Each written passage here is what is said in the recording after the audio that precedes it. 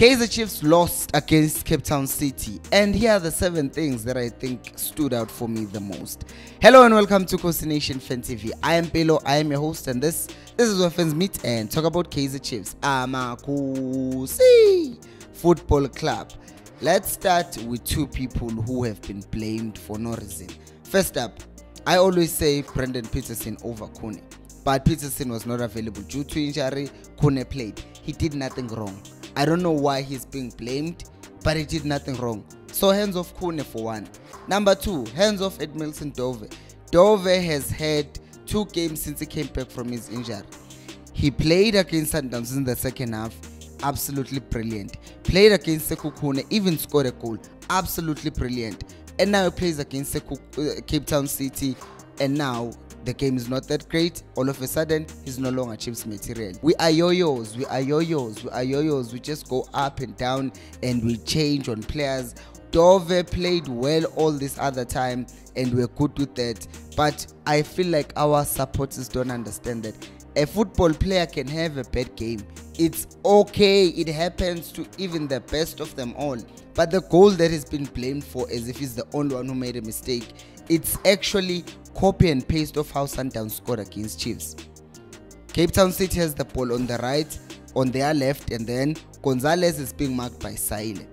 And we have more numbers at the back. So instead of Frosler being aggressive and helping Saile close down the player, he's just there waiting. And then he goes past Saile, he plays the cross, and then the rest is history. So that's the first mistake. Frosler is not helping. Second mistake is this. In our box, we have 2 center backs marking 1 striker. Then back post, you have Dove marking Mayo. Well, wasn't even marking him.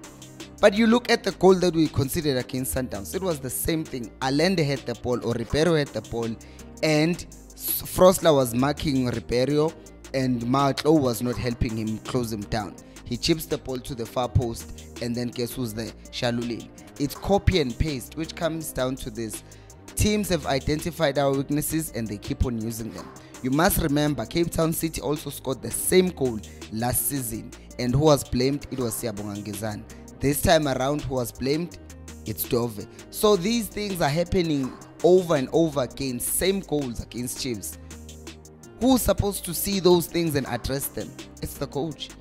I don't understand why we concede a similar goal all the time. It's unacceptable. Number 2, we go to our midfield. And you obviously know who's blamed for everything that is wrong with Kaizer Chiefs. Yusuf Mat. There was... Mtana Bantu was working. He was there working defensively. He was trying to go forward. And I hear people saying he was a number 10. Mat was not a number 10. A number 10 plays right behind the strikers in a line like this. Matt was playing an 8. Castillo was playing an 8. Chiefs was playing a 4-3-3 with 2 number 8s. And Matt was not a number 10. Guys, let's stop. Go and watch the positioning and see how Matt was. He was playing 2 number 8s, not a 10. And here the people are blaming him for things not happening. I saw Matt running up and down, trying by all means to make the team play. And you're not hearing a single person complaining about Castillo. Why are people not complaining about Castillo? He was also off. And even himself, I will talk about him in a second. But for now, Matt was not a number 10, because now people are crucifying Matt because they're saying he didn't do his job as a number 10. He was not a number 10. That is why Kaizer Chiefs plays a false 9, because they are not playing a number 10. So they require their number 9 to drop into midfield and collect the ball and sort of bring on the wingers into play and have the number 8 overlap. But they don't play a number 10. They didn't play number 10 yesterday. He's always the scapegoat of this team. Everyone can underperform. People will miss chances. Goalkeepers will make errors. But at the end of the day, the player who will be blamed is Yusuf Mat. I don't know why people hate him so much. Edson Castillo. He goes wide. He plays wide like he's a winger. And this affects the wingers, as we are going to talk about them later on. He's so wide, he's not in the game. And you know what happens when he's wide? The player now who's left in midfield, it's who? Mtetwa and Mart. And by the way, I see a lot of people we go back to Mart, they're not saying anything about the times that Ntetwa lost the ball and Mart had to be the one to recover and close the gaps that were left behind by Ntetwa. Because yes, he played a really brilliant game, Ntetwa, won't say much about that, but he did make some mistakes that were rectified by Mart. But you're not gonna hear people say anything about that. You're not gonna hear them say anything about Kaizer as well, who are talking about who attempted some outside foot passes that were not successful. But since he's the fans' favorite, no one is saying nothing about him. But once again, with Castillo, it was also the coach's fault. Because why are you playing him so wide? He's not gonna give the team anything if you continue forcing him to play as a person who's giving you width. Number 4. Pulemont. Looks like the confidence is not there. When he gets the ball, he passes it back. When he gets the ball, he doesn't like taking people on anymore. Why is that? Because when he gets the ball, he's inverted. Once again, who told him to invert? It's the coach. So when he gets the ball, immediately there's someone closing him down. And when he receives the ball, he's not receiving the ball facing the goal. He's receiving the ball with his back to the goal. So he has to get the ball, go out, and then he plays safe because someone is putting pressure on him. Poor coaching will make a good player look average. Number 5, Christian Saile is not being used properly. What is also not being used properly is the subscribe button that is down there. Please do subscribe to the channel, share it with your friends, and like the video so that more people like you can see this video. You take a player like that and you ask him to invert. You deprive him of space. What is he going to do in that small space? Cape Town City are playing a 5-3-2 and they are so compact in those half spaces. That's where they have one of their number 8s sitting with Saile, but also their left center back is ready to jump in at any moment. And remember, he's now getting the ball with his back against the goal. So you've already taken something that he likes to do. He likes to get the ball in front of him and take people on. Even if it's 2 or 3, he knows he can take them on because he has space. But if they are here breathing down his neck, he's not going to do nothing. Because number 6, we're talking about Ashley Dupree. Footy, not even Dupree alone. All our number 9s. You take Dupree, right? He's there in the middle. You are playing crosses to him. Darren Kitt is so tall. He commands that box really well. And you are going to tell the team, after seeing that in the first half the crosses didn't work, you go out in the second half, you attempt crosses with Dupree as your number 9. That's 7.1. 7.2 is that in the second half you have Ranga as your number 9. But now Ranga, as we've established earlier, is asked to drop into midfield to play as a number 10 to link up play and play the ball wide. Guess who is in the box when you are crossing? Not a striker. So you are crossing the ball to a very tall keeper of Cape Town City and also the defenders of Cape Town City. You don't even have enough numbers in the box or players who are an aerial threat. Why are you playing crosses? Because your number 9 is not even there. Or why are you asking your number 9 to play as a number 10 if you know that you are going to need him for crosses? These things are contradicting each other. It doesn't add up.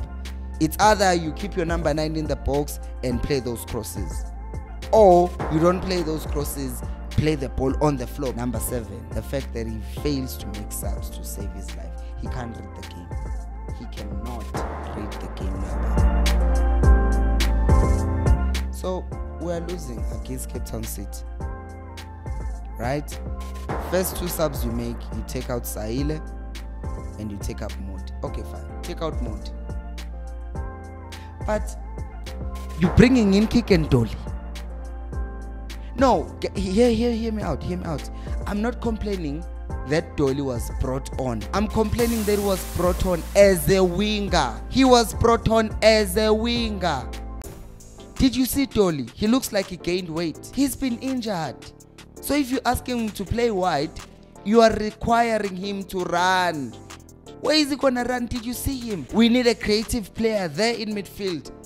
So what you should be doing instead, okay, since you are insisting on keeping Martin Castillo in that midfield, play Dolly in front of them as a 10 and just play Diamond in midfield. Play Diamond in midfield and then push Ranga and play him alongside Dupree up front. Play 4-4-2 and then obviously your fullbacks will still overlap and give you width. But now in midfield you are going to have 2 strikers. In the box you're going to have 2 strikers, you are going to have 2 midfielders running into that midfield, you're going to have 2 wingers up, 2 fullbacks out wide, and then you're going to have Dolly with the ball with so many options in front of him. No, you're playing him wide, and they're playing a back 5, so they have him covered. He will have no impact whatsoever. He cannot read the game, and then it delays the other subs. We have Mtutuzi Shabalala. We have the same profile of players in the field of play.